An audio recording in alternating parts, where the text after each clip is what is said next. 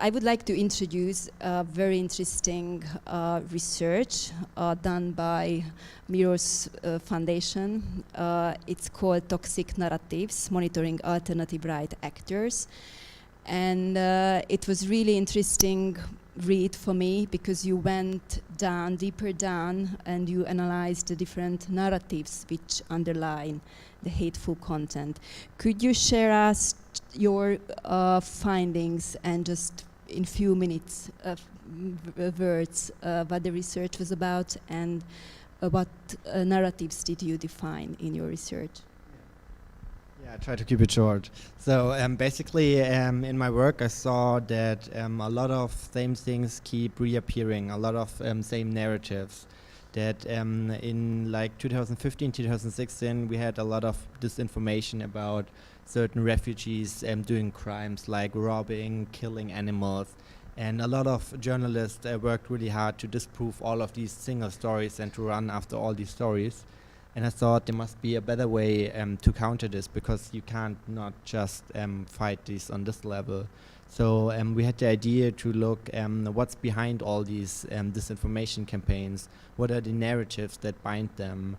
And since I wrote my bachelor thesis at the time about narratives in political science, we worked good to make a report about it.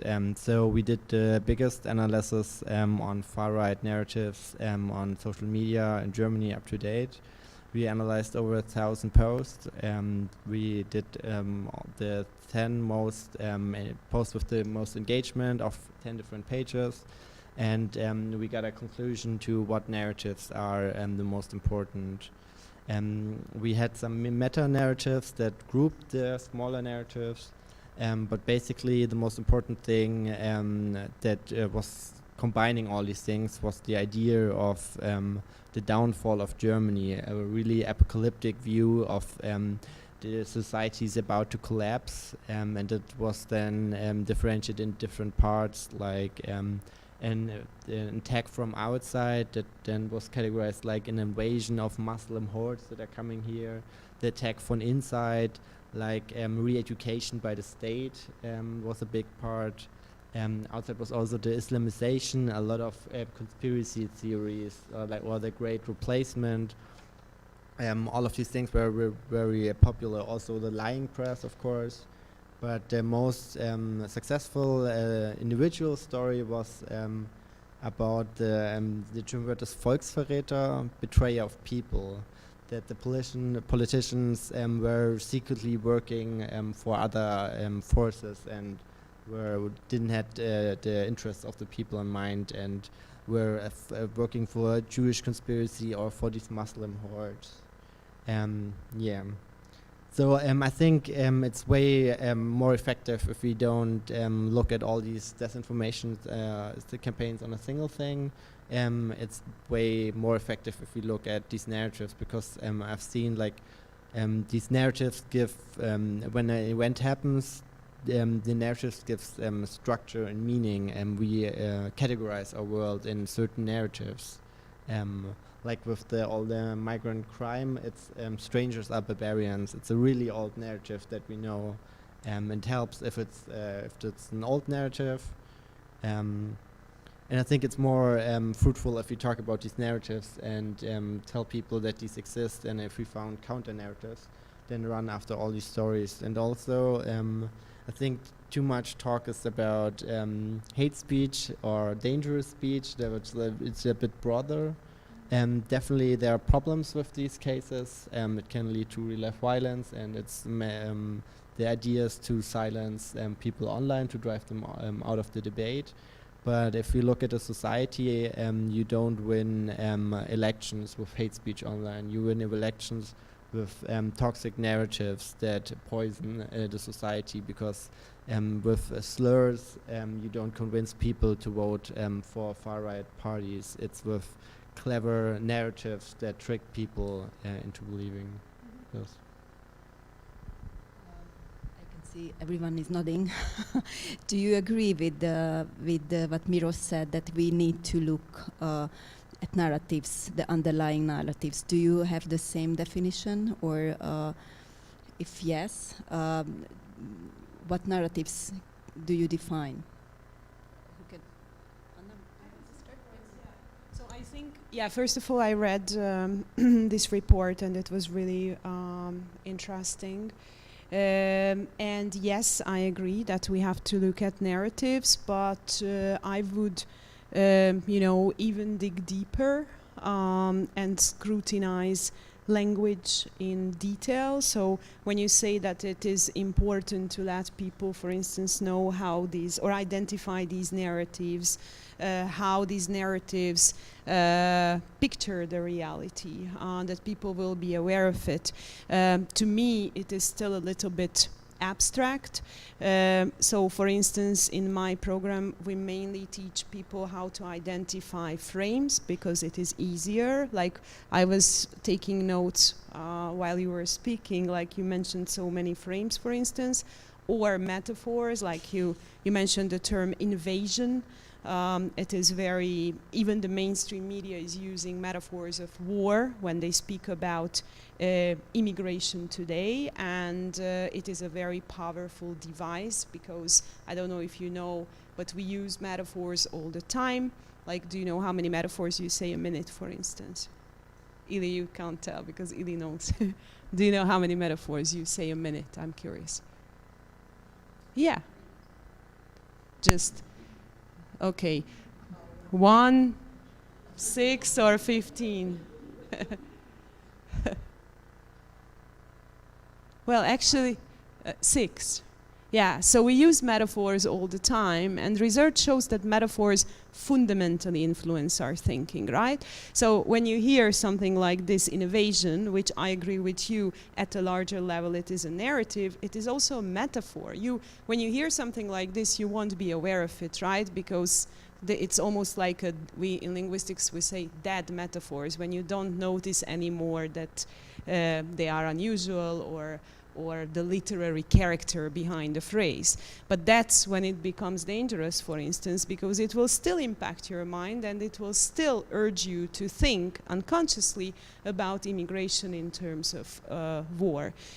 So I would even, go deeper. And by the way, talking about toxic narratives or poisoning narratives, those are metaphors too, just to be aware of it. And we use these metaphors because we found them suitable, right, to describe a trend which is unfortunately global today.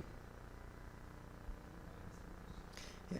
So, narratives, metaphors, I'm going to take a slightly different angle on both of those and say it's actually storytelling.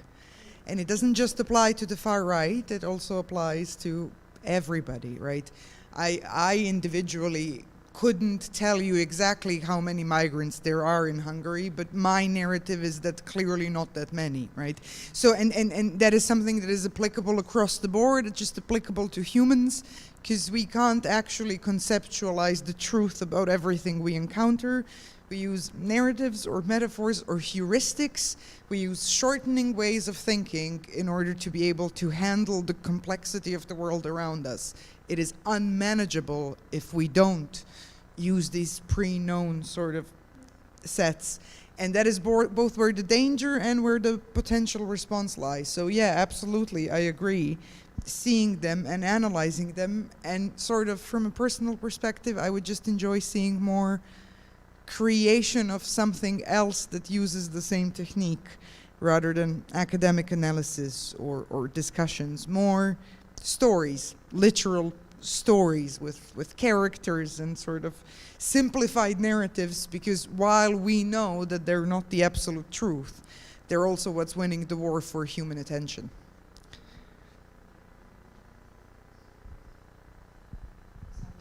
A stories person too, but I don't think there's such a huge difference between what Anna's saying and what the two of you are saying. So metaphors imply stories, and stories are told in metaphors. But I agree with Nika. I think maybe that's the most crucial thing, because I have this experience as a teacher. We read narrative theory, and then the student says, oh yes, now I understand that there's no objective storytelling, there's always a perspective, and then we watch a reportage or documentary, ask them, so how did you like it? And they say, well, I didn't really like it because it wasn't objective.